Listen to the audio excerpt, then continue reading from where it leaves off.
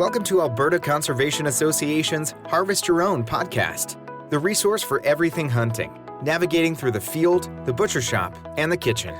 Life is all about great food. Let's get started. Welcome to the podcast. I'm your host, Brad Fenson, an avid outdoor enthusiast who has worked as a freelance journalist, photographer, and public speaker for over 3 decades.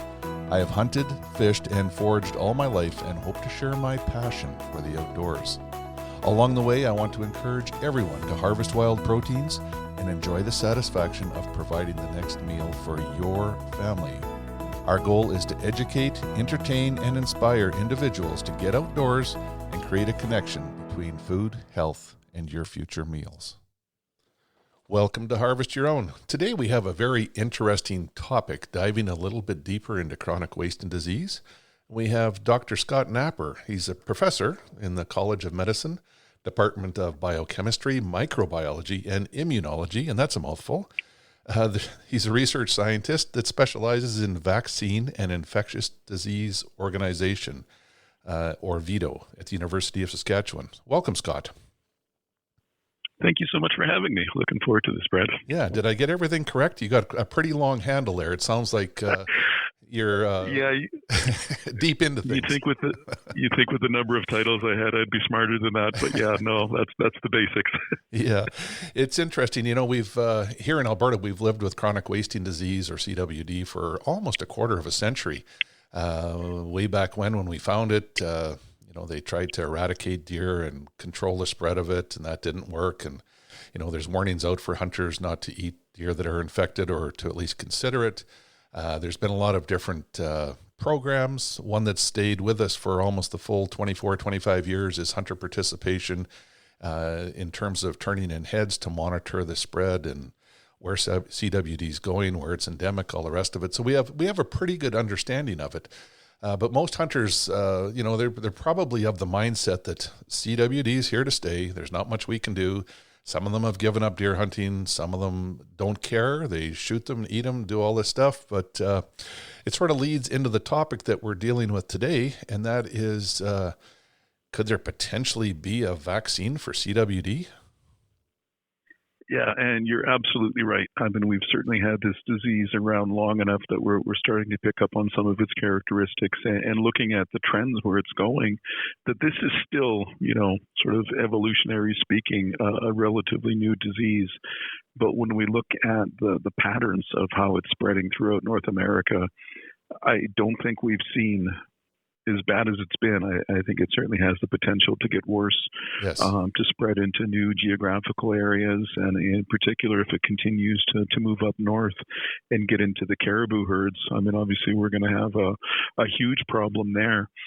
And you're right, a lot of the stuff we've tried so far, to be able to keep the disease in check hasn't been particularly effective. And to me, that indicates we need new tools to get this under control.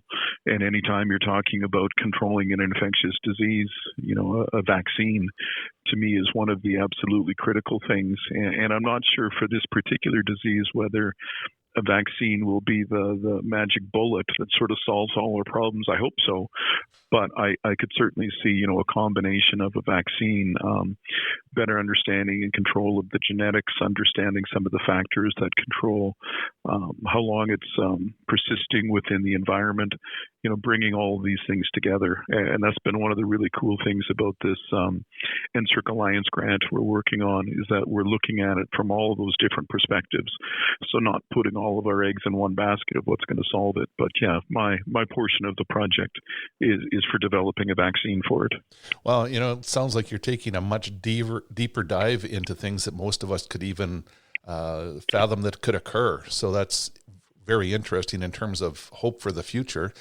You've worked on other infectious diseases and stuff and vaccines in the past? Yeah. So I've been at VIDO for, going on 25 years now. I'm a protein biochemist by training. So the prion diseases have always, had sort of a special place in my heart. And with that, my lab is developing vaccines for not just prion diseases like CWD, but also for Alzheimer's and Parkinson's as well, which turn out to be mechanistically quite similar. I was part of VIDO during the pandemic. I was actually the director of research at the time. So yeah, I have some experience in developing human vaccines as well of the COVID vaccines. So yeah, it's been an interesting career that's presented me with a number of challenges. Yeah, it's interesting. I asked the question because it gives us more background on yourself, but it also leads the question, none of this stuff happens overnight, does it? No. And it's, from a vaccine development point of view, developing a vaccine for CWD is about as challenging as it gets, that it's not just one problem you solve. I recently gave a presentation and I highlighted 10 different obstacles to developing a vaccine. And it wasn't a matter of just, let's hope we can solve 7 or 8 of the 10. It's you must solve each and every one of these to have a viable vaccine moving forward.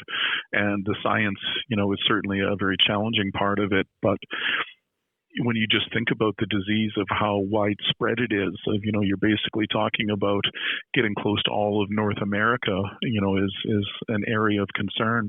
When you think of, there's tens of millions of wild cervids that you're going to have to vaccinate, and that you have to do it through an oral vaccine that the animals come along and voluntarily consume it. So it's not like, there's 40 million target animals, you need 40 million doses. You're going to need a hell of a lot more than that because there's going to be inefficiencies of delivery.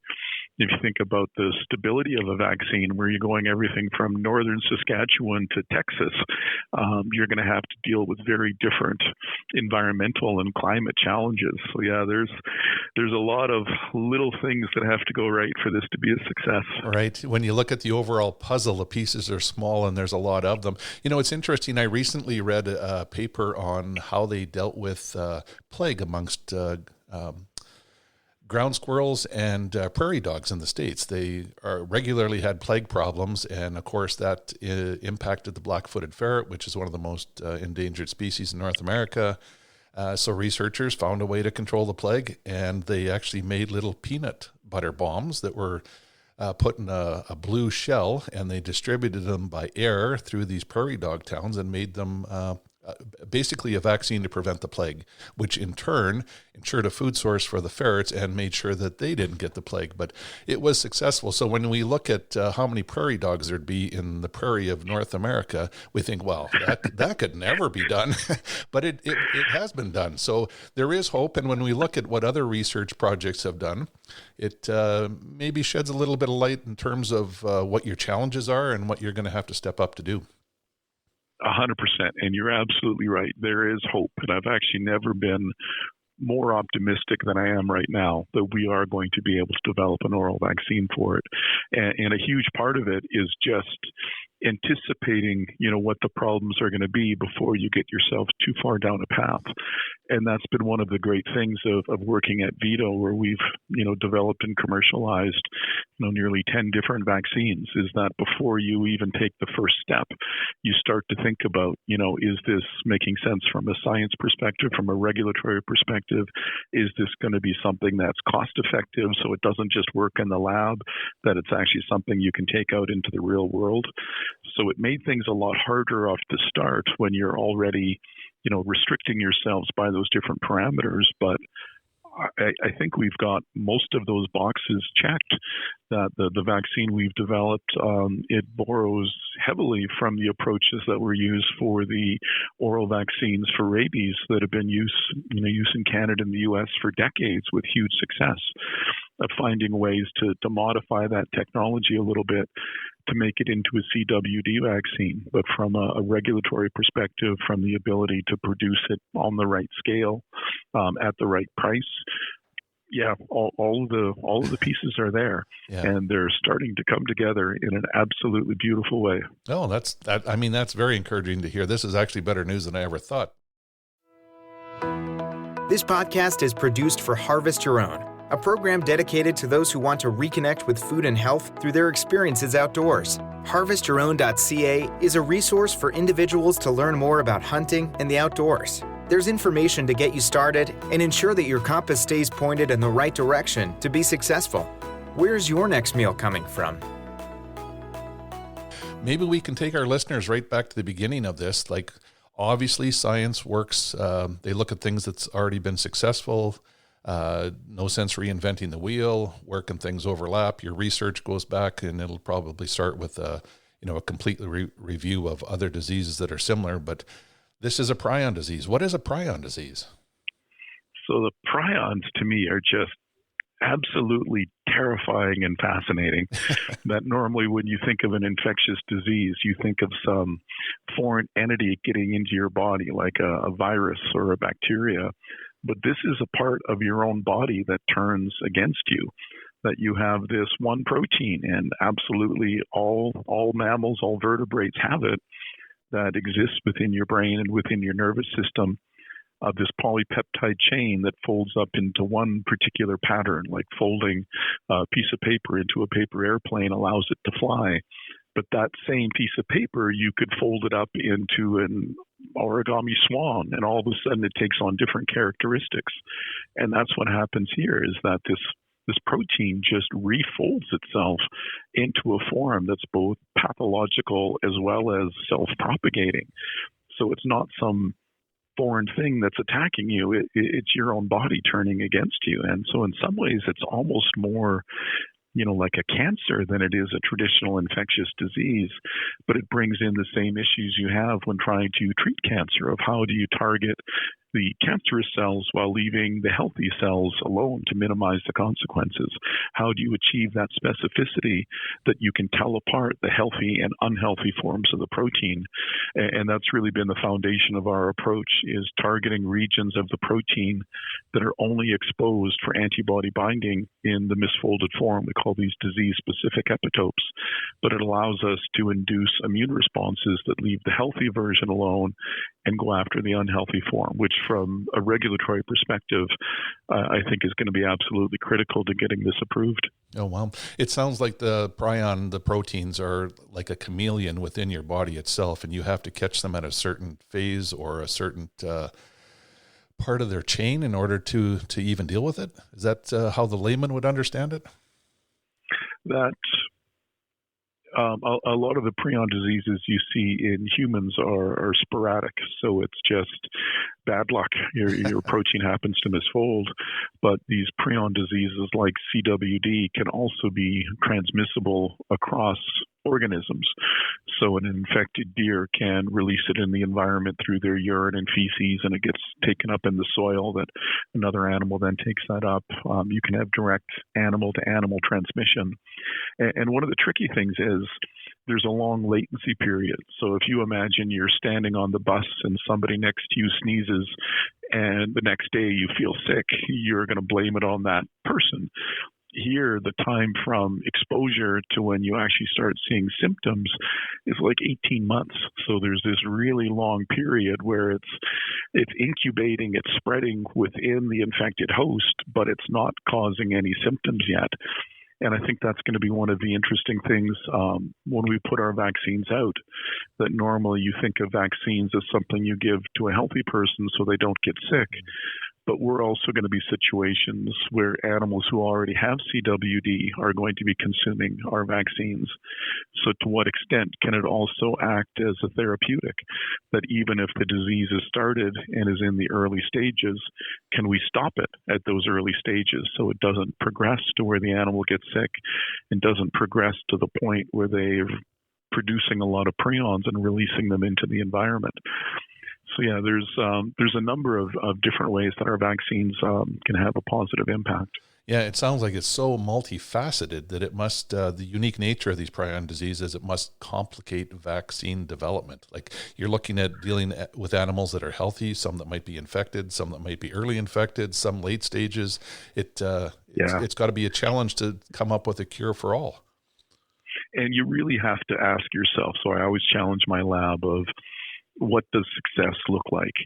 that if we developed a vaccine that kept the animals alive longer, but they were generating and shedding the same amount of prions into the environment, you would probably be making the situation worse.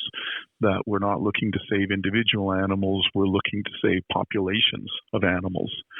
So that's one of the biggest things we're looking for in our vaccine is its ability to reduce the amount of prions being shed by infected animals.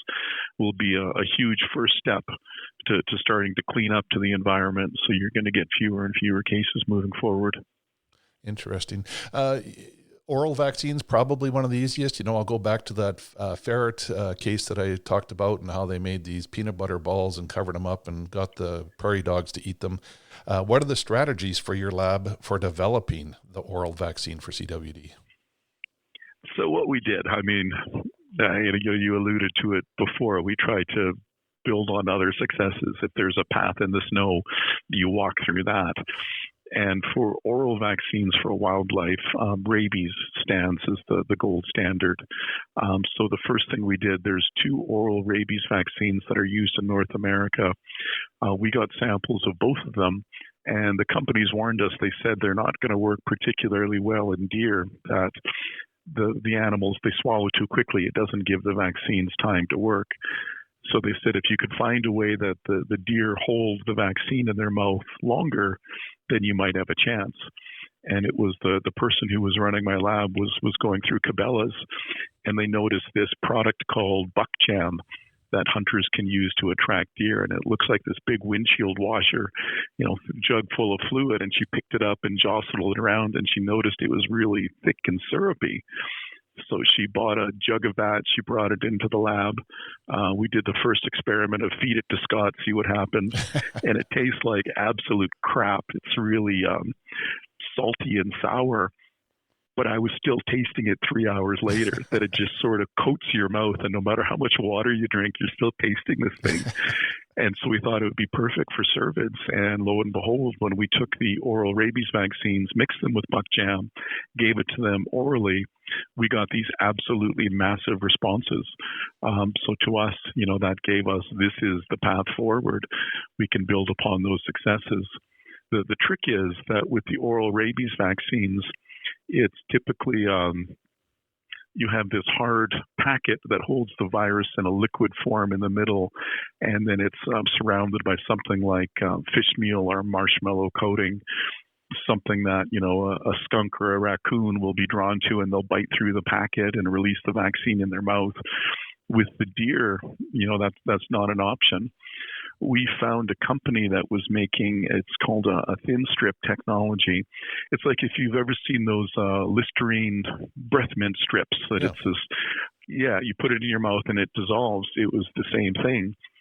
So we took their technology, we mixed our vaccine with it, and then we did an experiment of mixing it together with different food attractants for cervids to see whether they would come and they would eat it. And it turns out if we take these strips and we mix them with dried peas, that the animals will come from far and wide and they will voluntarily consume it. And the nice thing with that, when you're talking dried peas, I mean, that's about as cheap of a way to get this thing out there as I can imagine. And so, we recently did an experiment with One Health Medical Technologies. We set up 20 different sites throughout Saskatchewan and Alberta in the CWD endemic zones. We had different combinations of food attractants, and then we had trail cameras set up to see which animals were coming and whether or not they were eating it. And we were able to see all of the target species of elk, moose, deer would come along and eat it. The challenge we had some unwanted visitors. So, you had birds coming in. The bears, too. The bears absolutely loved it. So now what we're working on is a system that will hold the vaccine and will be able to identify through sort of a facial recognition approach when a target species like a cervid is coming along and deliver just a set dose out into some type of cup system so that we're able to make sure we're only going after the target species. And what we're hoping for is that it will actually be able to tell whether or not an animal has already got its dose of vaccine. So once you've got your dose, it won't give you another one until the next season. It's a project. It's called the Wildlife Apothecary. And so far we're seeing some interesting results, but a lot of potential for success. That even the problems we're going to have to solve eventually, we're trying to solve them all now. So once we show that our vaccine works, we'll have a system in place to actually get it out into the wild. That's very interesting. Now, I know some trail cam companies are working with, you can track and recognize a specific buck by his antlers and body size and stuff. Are you using similar technology like that on the sites where you're trying to deliver some of the vaccine? Yeah, and there was already some of this from the cattle industry where they use similar apparatus that are able to differentiate different cows, and I'm not sure what exactly they look for on the cows, but we are going to test it out with some of our deer herds to see whether you can train it to identify not just whether it's a cervid, but whether or not that animal has received its dose yet. So yeah, we'll be very interested to see how that plays out. Oh, interesting. Now the peas don't surprise me that the deer and everything else enjoyed them here, but when you take this further into North America, peas are grown locally throughout Western Canada, so the deer will probably get used to them. Could the same thing potentially be used for corn, soybeans in different regions where the food source is easily identified by the ungulate? And that's why I love talking to people like you. I mean, I'm a scientist. I'm not a wildlife guy. And my short answer, I don't know. I mean, it would be very curious. Yeah, if you put down dried peas in Texas, like, do the animals still like them? And to me, even like the dried peas wasn't my idea. It was talking with some hunters who suggested it would be a cheap way to do it. But you're right. I mean, there may be other things, as long as it's cheap and it's dry and the animals like it, yeah, we can make that work. And with this vaccine delivery system, it really doesn't matter to us what type of food attractant it is. We just have to know those regional differences, and maybe there's even seasonal differences of what the animals like at different times of year. So yeah, there's still going to be a lot of sort of the little fine tuning things, but to me, those are all with the help of the industry, these are all very solvable problems. Yeah, interesting. You haven't been working on this a real long time, but you've got a bunch of case history with other vaccines like rabies and things, and you've got a vaccine that's deliverable. You found a way to deliver it. It sounds like you've made some pretty big steps already. It has been huge. Everything is really starting to come together. So we have the oral vaccines that we can deliver to cervids to induce immune responses that are specific for the misfolded form of the protein. We have ways to deliver it in the wild. We know from a regulatory and financial perspectives, everything checks out there. What we need to know now is the extent to which the vaccines protect animals. But what's been really cool, we've started 2 experiments this summer. One where we've taken white-tailed deer, vaccinated them, and then moved them onto a CWD endemic farm. And then we're doing the same thing with elk. We just got 40 elk delivered to our farm last week. So we're going to have 4 different groups, a control group, and then 3 different vaccines. We'll vaccinate them here, and then we're going to move them to an elk farm in a CWD endemic region. And we're going to be able to see the extent to which our vaccines protect. And if they work as well as I hope they're going to work, yeah, we have a pretty clear path then for moving this forward for commercialization. Yeah, I love the fact that you're using ungulates to study it, bringing in whitetails and elk. Elk aren't primarily as susceptible as other species, but it would be very interesting to see how mule deer respond, because they're the ones that are most susceptible to CWD. And if we look at the numbers of cases in Western Canada, Saskatchewan, and Alberta specifically, mule deer are the hardest hit. And because of their gregarious nature, they're probably they spread it more easily as well. You're 100% right, and that's one question and criticism we often get of why aren't you testing this in mule deer? And for us, to get the white-tailed deer and the elk, we're reaching out to the industry for people to provide us animals. If you can hook us up with somebody who has a source of mule deer, yeah, we would absolutely love to try it there as well. Oh, wow. Yeah. I mean, it'd be interesting. I would think that if more people were aware of the research you're doing, there could potentially be permits to capture even wild mule deer to use within the study to see what would happen. Yeah. Because most of us are there a lot of mule deer cervid farms? There are some, but not nearly as many as whitetails. Whitetails are the primary, but there are pockets where for instance, northwestern Alberta, the Peace Country is still pretty clean in terms of CWD. We haven't had a case up there. It'd be a great place to capture some mule deer and then use them as part of the study where you had a controlled population where you could vaccinate them and put them into the CWD endemic pens and farms to see what actually happened with them. If they all responded the same. Yeah. And, to me, that's been one of the really beautiful things about this project is, being able to work with the industry and with the wildlife groups. So, yeah, if there's somebody listening to this who, has a plan in place of how they can get us some mule deer, give me a call. I would love to get that into action because, that does seem to be one of the priority species right now. Yeah. Again, I think it's just because they're more susceptible by their nature. I don't know if their particular prion is more susceptible to the folds and taking off in a way that makes them more susceptible, but it would be interesting to have a look at them. Yeah, they do seem to be one of the most important vectors right now of who's getting it and who's contaminating it in the environment. So yeah, absolutely. We're going to need to make sure that we're getting them as well. This podcast was made possible by Alberta Conservation Association and the Harvest Your Own community.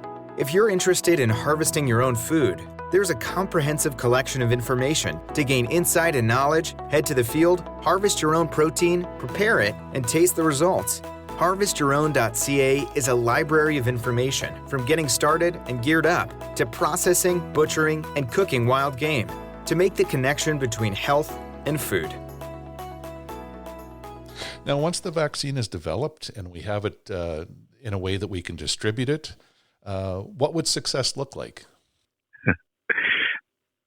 I think we have to be, optimistic, but realistic that in so many parts of Canada and the U.S., I mean, this is already so deeply ingrained within the populations and within the environment. It's going to take a lot of time to turn the tides on that when you look at how long the prions that are already in the environment can persist, and the answer seems to be somewhere from years to decades, that even if you got rid of all new prions immediately, it's still going to take quite a bit of time for that to disappear within the environment. To me, what I see as one of the priorities isn't using the vaccine where the disease exists, but using it where the disease is going. That when you're thinking about fighting a forest fire, that sometimes you create more fires to stop it, that you create these barriers.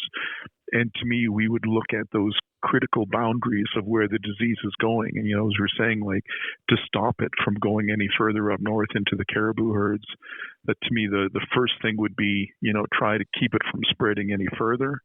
And then you work in and you try to get rid of it. And then certainly within that, for all of the cervid farms within these regions to be able to offer them, we're developing this for wildlife, but this would absolutely work in farm cervids as well, to offer them a mechanism to be able to keep their animals protected. I think would go a long way in helping that industry bounce back to what it used to be.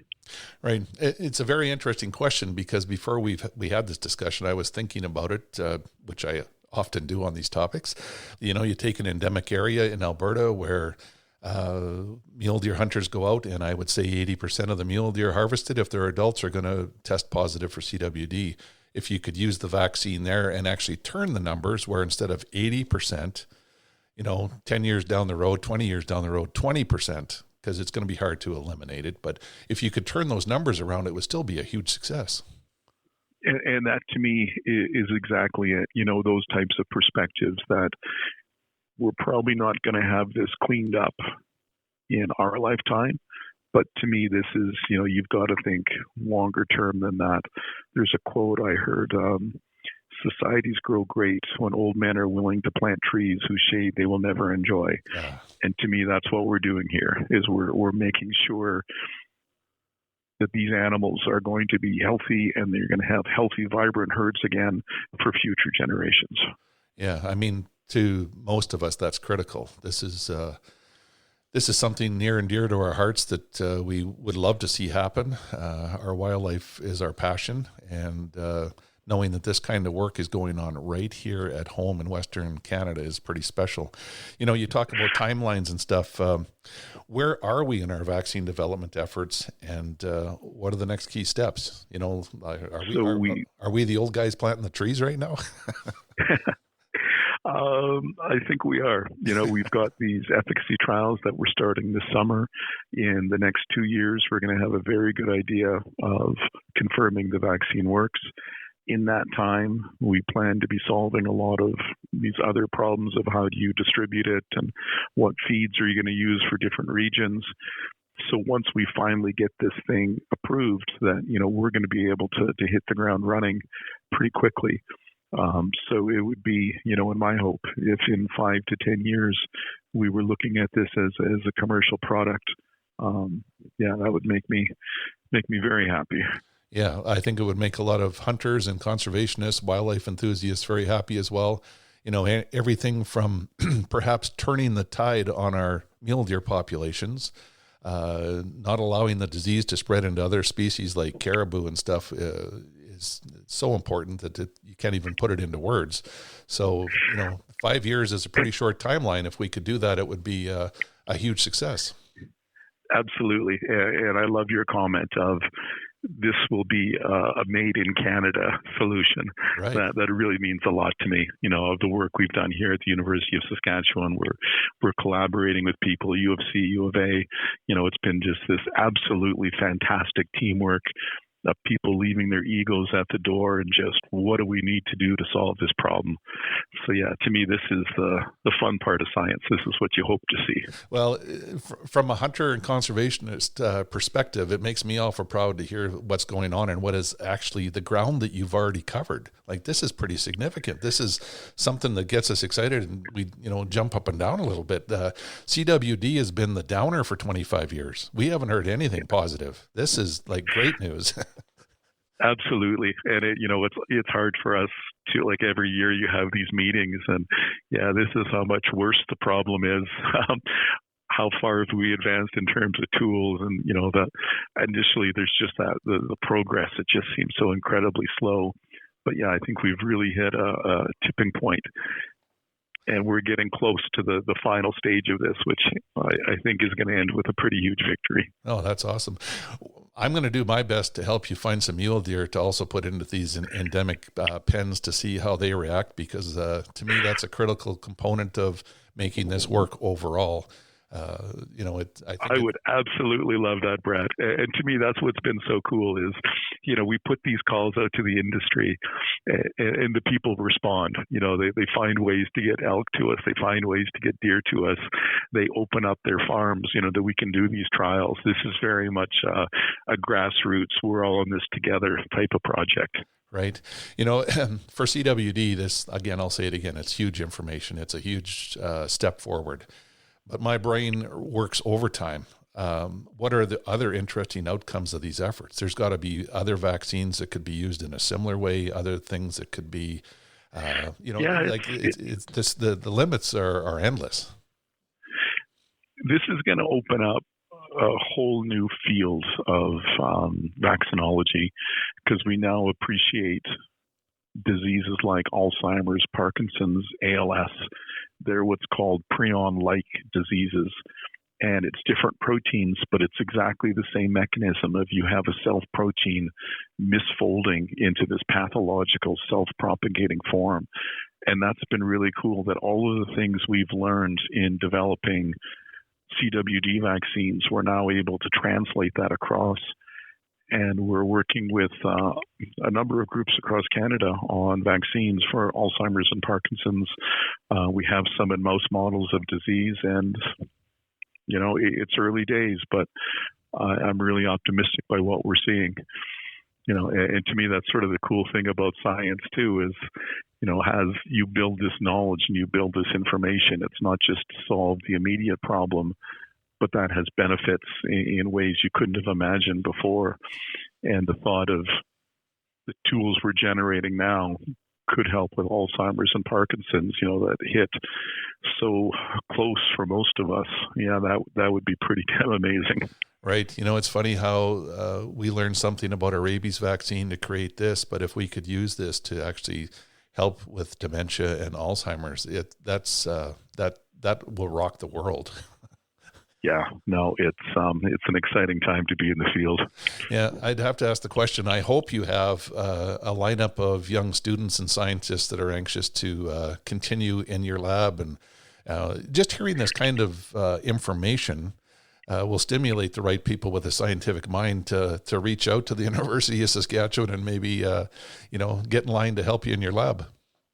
Absolutely, and to me, that's one of the greatest pleasures of my career, is training the next generation of scientists and doctors. And yeah, we have some just absolutely astounding students we're working with on these projects. It gives me great hope that, when it's time for me to hang up the lab coat, there are a lot of really good people waiting to put it on. So yeah, no, I mean, that opportunity to work with the young people and to hear their fresh ideas and perspective. Yeah, no, it's one of the best parts of the job. Yeah, it's very good to hear. Is there anything else you want to tell us about your research, CWD vaccines, the studies that you're doing, or have we covered it pretty thoroughly? I think we've covered it. So yeah, I really thank you for having the opportunity, or providing me this opportunity to let people know. And I encourage them, keep an eye on us and watch and see how this plays out. Yeah, well, I'd like to thank you for your time. Perhaps in a year or two, we'll have you back on to give an update and look at some of the progress that's been made and some of the students that are... I would absolutely love that, yeah. Absolutely. So thank you for what you do. Thanks for training the next generation of people that are going to help us not only with human diseases, but with problems with wildlife. I think it's all very important. And like we've already discussed, having it done right here in Canada makes it really sweet. Absolutely. Thank you so much, Brad. Yeah, thank you. We hope to inspire people to reconnect with nature and appreciate where your food comes from by harvesting your own. For more information on getting started or to learn specifics about the Field to Fork experience, visit harvestyourown.ca and follow on Facebook and Instagram. Check back often for new material, recipes, and videos that are posted regularly. Please subscribe to Harvest Your Own podcast and take the time to rate and review the show to help us build a dedicated core of passionate hunters as our regular audience. Until next time, embrace the outdoors and all it has to offer. Thanks for joining us.